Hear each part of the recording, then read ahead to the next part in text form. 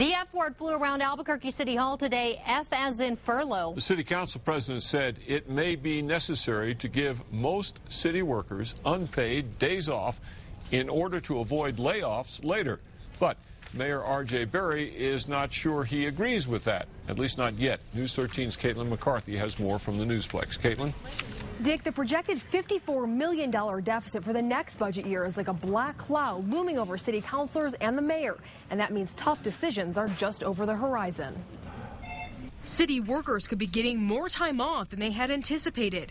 City Council President Ken Sanchez is proposing 5 furlough days to save roughly $1 million for each of those days. And I hate to even see furloughs done, but my biggest concern and fear is if we don't do something now, that we will see layoffs during this next fiscal year. If furloughs do happen, they would affect all types of city workers, from managers to receptionists.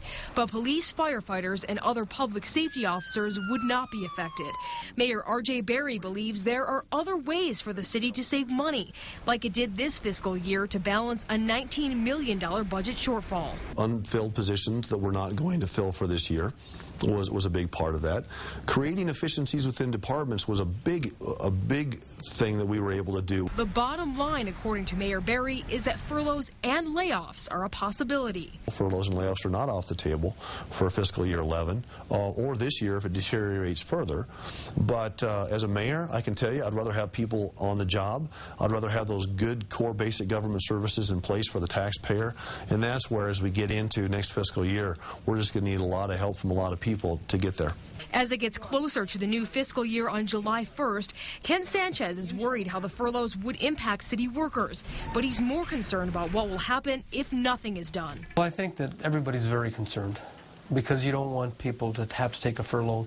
You don't want to start laying people off. You don't want to start cutting back on basic services.